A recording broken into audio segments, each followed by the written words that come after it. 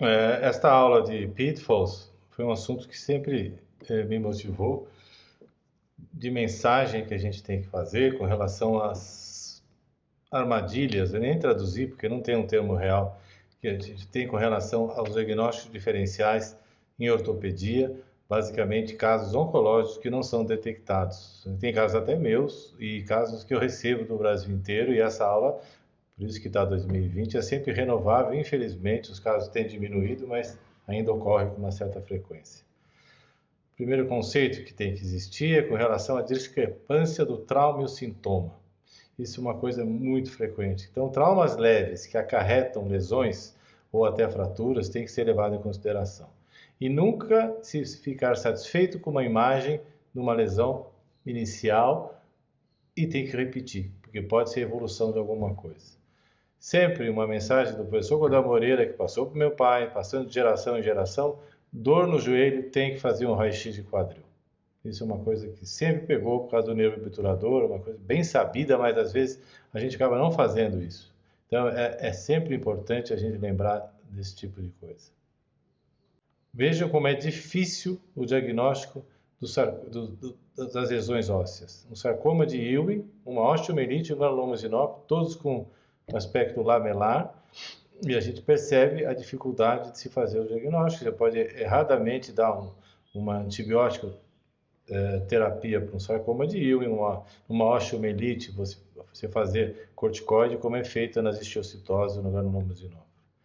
Basicamente, a maior frequência realmente são as osteomielites contra o sarcoma de Ewing, já que às vezes eles correm com uma leucocitose, um desvio à esquerda, com febre, a perninha inflamada, e passa desapercebido como se fosse uma osteomielite, e muitas vezes são drenados esses casos. Sempre pensar no mieloma, que tem uma osteoporose brutal, mas é mieloma, como lesões metastáticas também. Cisto sinovial, principalmente da região volar, prestar atenção que existem sarcomas bipartes moles subcutâneos. O lipoma versus liposarcoma é um erro comum e frequente, principalmente o liposarcoma, felizmente, o bem diferenciado. E com relação ao trauma, agora com a ressonância, com a medicina esportiva, mais agora todo mundo estudando isso, a miosite ossificante com osteosarcoma parostal. Os traumas são frequentes, a aplicação de ressonância, idem, mas é praticamente muito difícil, às vezes, fazer o grau diferencial disso. Óbvio que o osteosarcoma é muito mais raro, mas tem que se ater a isso. Tumor de células gigantes com telangiectase, as lesões líticas extensas que ocorrem no osteosarcoma telangiectase, passa desapercebido, como tem casos que eu vou mostrar. O encondroma, as lesões calcificadas, sempre fazer o diferencial com o condrosarcoma. E, novamente, medicina esportiva, cuidado com esses edemas ósseos pós-trauma. Nem tudo são edemas ósseos pós-trauma. Existe a possibilidade, apesar de rara, de estar aí se iniciando, às vezes, uma lesão sarcomatosa. Esse é um exemplo de uma jogadora de vôlei quase profissional, de 17 anos, que teve um LCA, foi muito bem operada. Está aqui o aspecto, a gente não conseguia ver nada aqui com relação à lesão aqui no gastrocnêmio, mas apareceu depois de 11 meses e pensou-se em uma pseudoaneurisma. Por quê? Podia ser o portal posterior, essa foi a ideia. E evoluiu, aqui está a lesão, e ainda assim ficaram pensando nisso. Passou um tempão, mais de ano. Foi feito um laudo num laboratório muito bom, de ressonância e tudo mais, e veio com hemangioma intragastrocnêmio medial. Está aqui o aspecto, até que integrou bem a reconstrução do ligamento cruzado anterior. Uma angio-CT, pensou-se também que fosse um pseudoaneurisma, foi encaminhado para o cirurgião vascular, que fez uma ressecção com uma incisão transversa, eu costumo fazer em aéreo, mas tudo bem. Ele ressecou o hemangioma dentro do gastrocnêmio mesial, observando que havia sido determinado pelo laudo da ressonância. E aí, no pós-operatório, viu-se tratar de um sarcoma sinovial. Ele não ressecou, ele fez uma ressecção transvasto. Nós tivemos que reoperar, retiramos todo o gastrocnêmio que estava envolvido, mas não é uma incisão grande, como vocês podem observar aqui, afastamos o feixe, tiramos toda a musculatura e fizemos braquiterapia para evitar efeitos deletérios, mais nessa região da poplítea, numa radioterapia convencional. Então foi feita ressecção, graças a Deus com margem, e foi feita uma braquiterapia local. E interessante que no pós-operatório mostrou-se que havia tumor. Lesão residual na revisão, não é que cresceu, não foi retirado mesmo. Está aqui o aspecto intraoperatório antes de nós intervirmos, olha aqui, ó. Havia lesão realmente, dentro da parte que foi ressecada. Esse é um outro caso bem emblemático também, 52 anos, feminino, derrame articular no joelho, uma sinovite sem trauma. E aparecem os nódulos aqui, cuja suspeita principal foi a sinovite virulentar pigmentada, laudado e realmente grande possibilidade de ser realmente. Eu até encaminhei para um colega fazer artroscopia, quando que a minha surpresa foi grande, foi um condrosarcoma extraesquelético mixoide, caso raríssimo. E todos os casos que eu tenho, óbvio que na China tem muito mais, uns 15 casos, todos aqueles reportes descrevem que foi submetido a uma artroscopia devido a se tratar de uma sinovite virular. Um caso dramático, que eu acabei reoperando, você pode ver, tiramos todos os nódulos, fizemos uma endoprótese.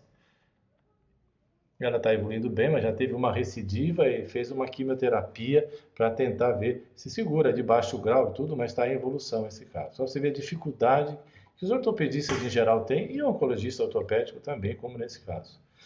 Uma queda com fratura, eu nunca vi uma queda com fratura, é raro esse tipo de lesão. O ortopedista resolveu não operar, podia ter posto 2 parafusos canulados, não viu nada aqui, presta atenção, 21 anos de idade, tratou com um par de muleta e enfaixamento.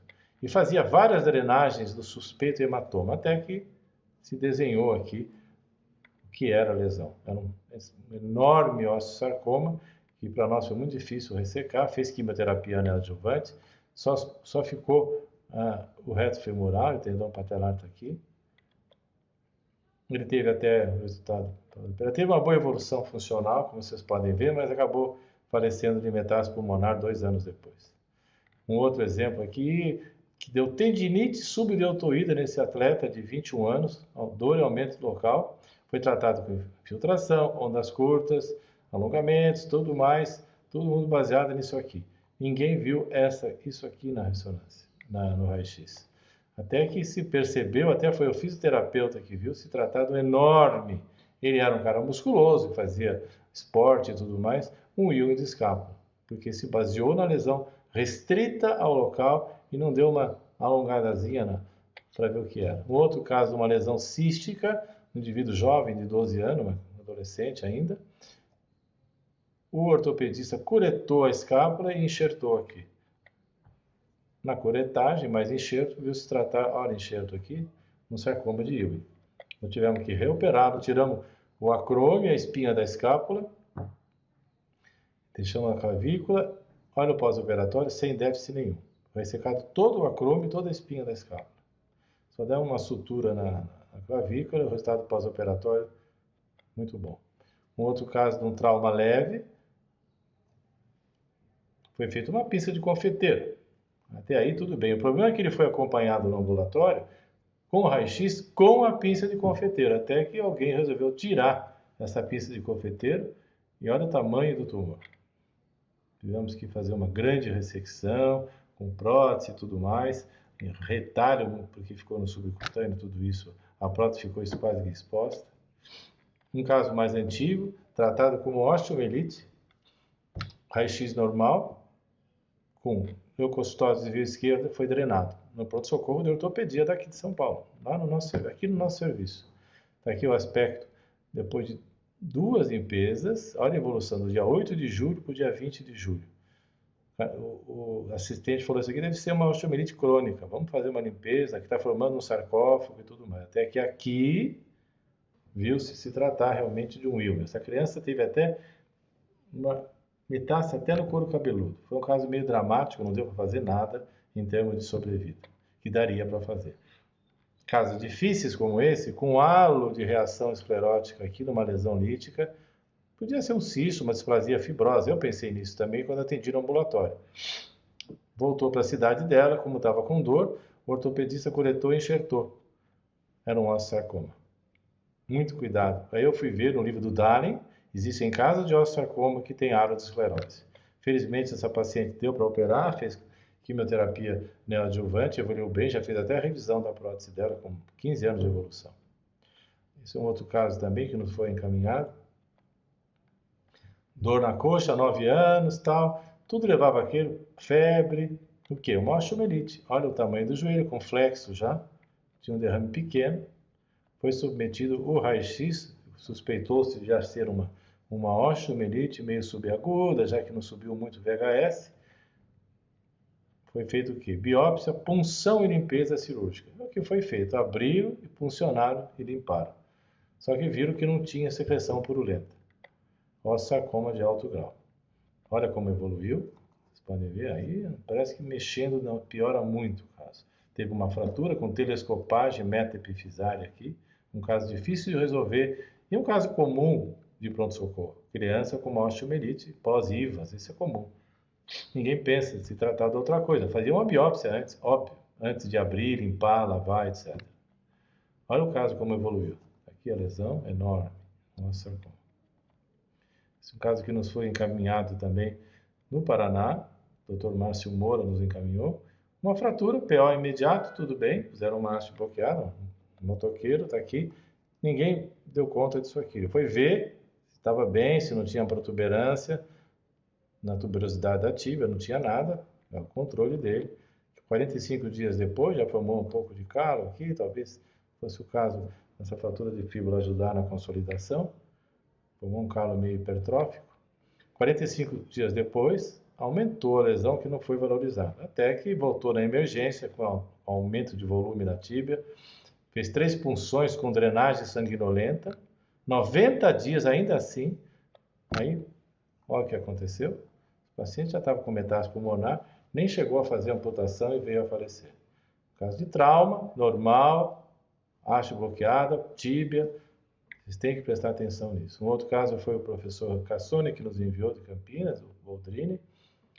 Um caso operado também com LCA, reconstrução. Esta lesão em volta do parafuso de interferência foi dado como relatório, está aqui. Olha a lesão. Edema ósseo na gordura adjacente ao material de osteossíntese. E foi continuando com isso. Olha aqui a ressonância em agosto. Comparado com o exame anterior, existe apenas discreta alteração de sinal ao redor do parafuso de interferência tibial, que é um achado frequente após reconstrução do ligamento cruzado anterior, especialmente com consideração do tendão flexor. Está aqui, até que chegou uma hora que sumiu o parafuso no meio do tumor. Era um tumor de células gigantes, graças a Deus nada no pulmão, está aqui o aspecto da ressonância. Teve que fazer uma cirurgia muito maior do que poderia ter sido feito, com rotação de retardo, gastrocnema lateral, para a cobertura da prótese. Aqui o material que nos foi encaminhado. Mal dá para ver o parafuso aqui no meio do tumor de células gigantes. O anátomo confirmando se tratar de um tumor de células gigantes. Essa é uma outra lesão também que pode acontecer com quem está acostumado. Eu não diria que isso aqui fosse uma lesão agressiva. Ainda assim, o colega fez uma biópsia. E deu cisto ósseo lisomático na biópsia. Mas na curetagem no enxerto, material mais abundante deu osteosarcoma. Então, prestar atenção nisso, tem que discutir junto com o patologista esse aspecto. Apesar da inocência do aspecto radiográfico. Teve que ser feita uma ressecção, com utilização de halo enxerto e fíbula vascularizada. Esse caso foi operado junto com o pessoal da MICO, o Dr. André que operou. Está aqui a peça do banco de osso. A canaleta, onde a gente coloca a fíbula vascularizada. Graças a Deus, esse paciente também evoluiu bem. 17 anos, dor no joelho. Olha a ressonância aqui, não mostrou nada na ressonância. 4 meses de evolução. Ninguém viu uma lesão metadiafisária aqui. Está aqui o aspecto. 4 meses para fazer o diagnóstico. Fez quimioterapia, nós fizemos a ressecção com halo enxerto, com a utilização de 2 placas, como faz o Dr. Aponte na Argentina. Felizmente, resultado muito bom. Um outro exemplo de dor no joelho há 1 mês. Ninguém valorizou esse edema, alguma coisa aqui. E o pior é que veio o diagnóstico de condromalácia. Ficou 2 meses e meio fazendo fisioterapia pela condromalácia. Está aqui a lesão enorme na fêmur, uma menina forte também. Que às vezes o fêmur esconde muito lesão, pela musculatura que envolve todo o tecido ósseo. Então é difícil realmente, mas não dá, né? Um outro exemplo de edema pós-contusão, pós-trauma. 16 anos, dor no joelho. Até que no ultrassom mostrou uma irregularidade cortical. Está aqui a lesão enorme, o iceberg, como eu digo. Está aqui todo o tumor que não foi visto. Eu até recomendo aos audiologistas que façam um corte maior para pegar o fêmur, mesmo que não tenha história. Não se restringir a ver se é LCA, se não é, se é só lesão meniscal, tudo mais. Dá uma subidinha, não custa, né? Esse caso foi um caso típico. Olha aqui a lesão. Um outro exemplo, esse sujeito não tinha era sedentário, tinha uma dor intensa no joelho, sem derrame, que era paroxística. Deve ser um problema psicológico, né? Ficou 7 meses assim. Ele tinha uma dor, algumas horas depois sumia a dor. Examinava, fizeram físio por instabilidade fêmur-patelar. Até que alguém resolveu fazer uma ressonância e era um linfoma primário ósseo. Felizmente, primário mesmo, não tinha outras lesões, evoluiu bem com um tratamento correspondente. Esse caso é um caso meu.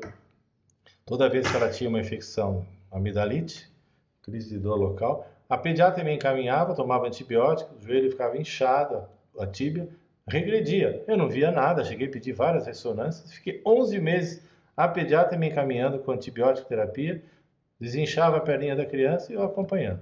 Até que aqui eu falei, não, aqui tem coisa. E era um sarcoma de Ewing. Eu fiz isso, olha só, acompanhando o paciente. Aí eu fui ler na literatura, muitas vezes a antibiótico terapia age no sarcoma de Ewing e diminui a lesão. Muito raro? Tem vários casos escritos sobre isso.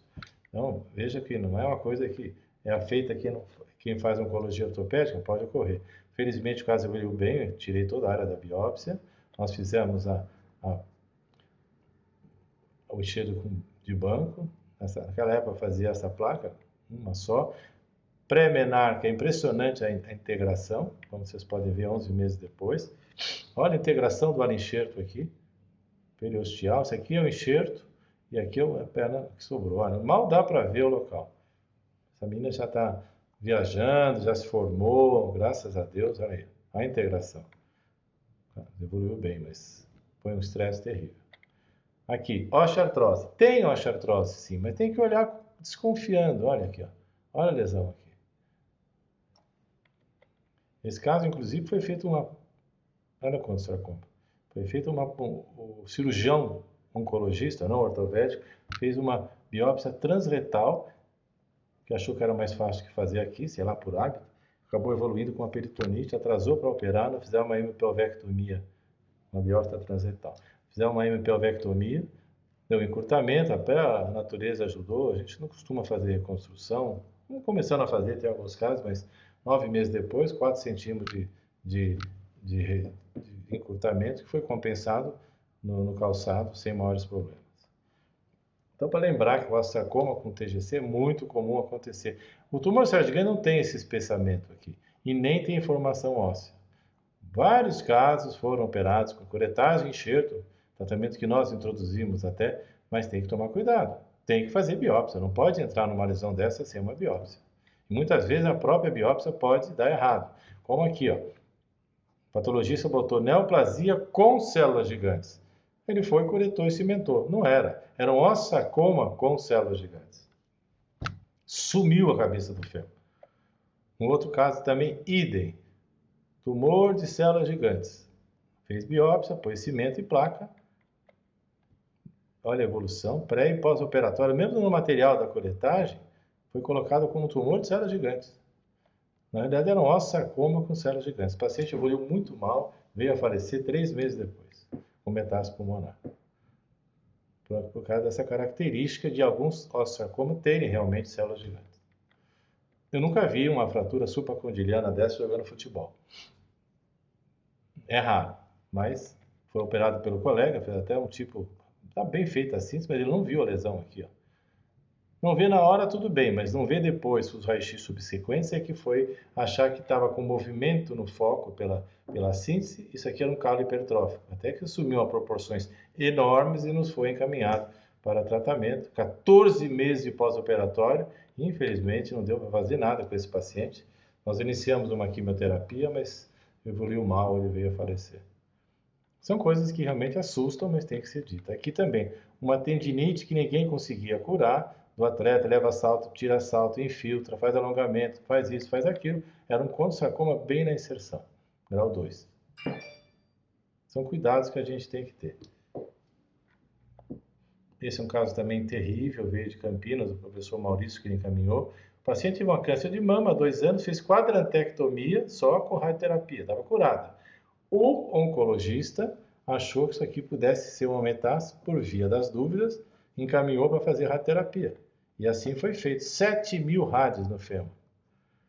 Alguns, 2, 3 anos depois, em agosto de 2006, apresentou muita dor no local, alteração de sinal no fêmur proximal, fez biópsia, foi um osteosarcoma secundário. Olha, sumiu aqui. Osteosarcoma secundário, radioterapia. Ela estava curada da mama. Osteosarcoma em fragmentos de tecido ósseo. Secundária rádio. Aumentou tanto, já com metástase pulmonar, não pelo câncer de mama, mas pela radioterapia que foi feita. Aqui está o resultado. Infelizmente, essa paciente, inclusive com infecção, além da metástase pulmonar, ele veio a falecer. Isso é um caso terrível, foi muito difícil aceitar uma coisa dessa. As lesões ósseas metastáticas também, a gente tem experiência de ver casos, o grupo que faz ambulatório não é o grupo que opera. Muitas vezes eles vão e operam o paciente sem se preocupar em saber o diagnóstico. Então acontecem essas coisas, como nessa prótese aqui, com lesões embaixo, é uma lesão metastática, um osteosarcoma operado com placa, uma fratura patológica, idem aqui, um condrosarcoma num paciente de 70 anos de idade. Um outro exemplo, foi feita a síntese, mas não viu aqui embaixo. O que adianta fazer uma cirurgia dessa, tá a lesão aqui em cima, a lesão metastática? Tem caso, depois dos 50, 60 anos, tem que pensar em fratura patológica, nem tudo é osteoporótico. Olha isso aqui, sumiu a lesão, e olha embaixo. São casos que a gente tem que tomar cuidado mesmo. Isso era para ter feito uma haste longa, etc., evitar até que houvesse a fratura. Mas ocorre muito frequente. A gente vê casos assim. Olha o exemplo da lesão. Está aqui a pontinha da haste e aqui a lesão distal. Por outro lado, operada há 2 anos com câncer de mama, veio para operar a escápula, porque está com metástase aqui. O paciente, eu vim para o senhor tirar a parte de baixo aqui da escápula, tal, não precisa tirar tudo. Eu falei, não, deixa eu examinar. Examinei, não vi nada. Aí mandei, vamos repetir esse exame. Repetiu o exame, ressonância normal. O corte que duvidou-se disso aqui. Não tem nada a escápula dela, mandei embora. Então, tudo é difícil. Tem que conversar com o patologista, com o radiologista. E duvidar, examinar a paciente. Se eu não tivesse examinado, eu tirava a escápula dela. Examinei, não vi nada, nada, nada. Você tem dor? Não, mas está aqui o exame. Não, vamos repetir. Não custa, né? Não custa. Por outro lado, raio-x normal, com dor, olha uma lesão no cálculo que a gente tem que operar antes de fraturar. O prognóstico é muito melhor na lesão metastática. Aqui, fatalmente, já ia ter uma fratura patológica. Então, a gente opera antes. Aqui foi feita uma dor na síntese pública, na tuberosidade isquiática, particularmente, 65 anos. Foi feita uma biópsia em condroma, porque ele pegou, na inserção do isquio tibial, tem uma inserção cartilaginosa ali e tudo mais, foi feito esse diagnóstico. Alguns anos depois, está aqui o encondroma. 4 anos depois, uma meta de carcinoma de células renais. Eu fiz essa biópsia, sangrou barbaridade, e era um carcinoma de meta de células renais. Em partes moles também, são coisas que vocês têm que prestar atenção. Presença há anos de qualquer tipo de alteração, um nódulo subcutâneo, qualquer coisa que seja, não exclui ser sarcoma. É completamente diferente de partes moles. A consistência, se é móvel, se não é móvel, bem homogêneo na ressonância também não. Cuidado com isso. Lipodistrofia versus lipoma, chivanoma, cisto ósseo versus sarcoma. Isso é muito frequente. Está aqui um caso, dor, limitação no flexo de joelho, uma adolescente ainda, foi feito um exame e tal, está com limitação, vai fazer fisioterapia, isso é um cisto poplite, olha o tamanho do sarcoma. É um local, dentro da raridade do sarcoma de partes moles, um local que ocorre mais ou menos frequentemente. Foi feito fisioterapia para aumentar a flexão do joelho dele, por 2 meses no caso. Não é que eu estou inventando. Um outro exemplo, um aspecto bonitinho daqui do pós-operatório, aqui, ó. O próprio relatório do radiologista veio com sugestivo de chivanoma, nódulo muscular no ultrassom. E era um sarcoma de partes moles. Idem aqui, perioníquea, tratado com antimicótico um tempão. Era um fibroangiostoma na região. Cisto sinovial, principalmente na região volar, tem que prestar atenção, que pode realmente ser um sarcoma sinovial. Como nesse caso, foi ressecado, como a gente faz, sem margem, sem nada, teve que fazer uma ampliação da cirurgia, foi feita uma ampliação da margem, com microcirurgia, com nervo sural aqui, e ver a evolução. Olha aí, caso que se complicou, que não precisava ter feito isso. Um outro exemplo aqui também, com TINEL positivo, achou-se que era um chivanoma também, foi operado, está aqui, uma lesão bonitinha, não tem nada demais, tal. Não era, no sarcoma sinovial, esse caso evoluiu mal, com metástase pulmonar, morreu 2 anos depois. Até tendinite patelar. Tá bom, é raro, né, professor? É, mas estou mostrando os casos para vocês prestarem atenção. Esse espessamento, tem que suspeitar. Nem tudo dá uma tendinite dessa, a paciente conseguia nem dobrar o joelho, foi feita uma ressecção ampla e com reconstrução do tendão semitendino e radioterapia, evoluiu bem. Depois disso, não teve um processo sistêmico que estivesse comprometendo. Um outro exemplo do tumor de partes moles, até com cometa sugestivo de lesão de chivanoma, de neurinoma. Aqui uma ressecção marginal e não era. Teve que fazer enxerto do nervo sural, uma cirurgia mais complicada. Idem aqui, foi operado 3 vezes como Dupuytren, várias cirurgias, até que chegou a esse ponto aqui. Saudade do professor Zumiotti, que entrou nessa cirurgia, mas não deu para fazer muita coisa. Acabei amputando esse paciente no antebraço. Coluna vertebral, essa também é muito frequente.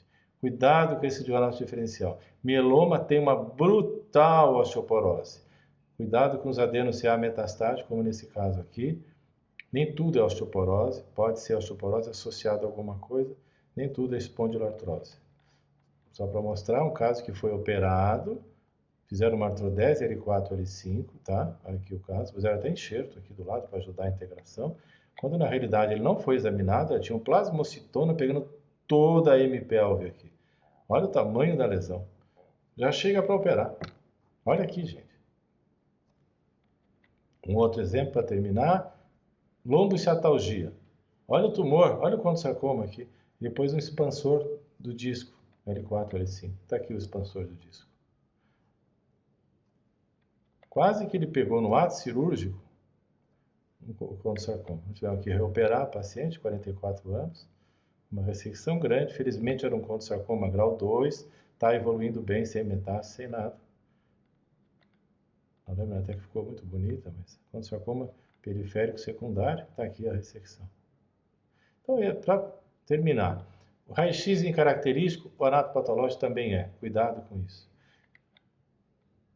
Discutir em reunião anatomo. Eu nunca resolvi um caso sozinho, nunca. Sempre discuto com os colegas, com patologistas, com radiologistas. Nunca operar sem confirmação diagnóstica, isso é óbvio. Conversa com o patologista, conversa com o radiologista, chega com os outros colegas, seu onco-ortopedista do grupo e opera. Presença de patologista no centro cirúrgico é quase básico, principalmente quando você vai fazer uma biópsia ampla, excisional, que a gente chama. Tem que ter o patologista na hora, não tem como. E discutir a técnica, que eu já falei, na abordagem com subespecialista de microcirurgia também. Não decida a conduta baseada só no relatório de imagem ou no anatopatológico. E nunca discuta a conduta cirúrgica sozinho. Eu mudo de opinião toda hora sobre isso. Então, essa aula foi montada justamente para alertar os senhores, tanto os oncologistas ortopédicos, mas principalmente ortopedista geral. Isso eu peguei nessa Medical and Surgical Journal de Boston, de 1909. E essa frase é bem emblemática. No great benefit could be secured for the medical public than a series of papers illustrating the dangers of pitfalls of medical practice, written by men to whom the actual experience has come. Ninguém gosta de mostrar mau resultado. Ninguém gosta de publicar casos que não deram certo. Mas a gente tem que ter a coragem de mostrar para alertar. Muito obrigado.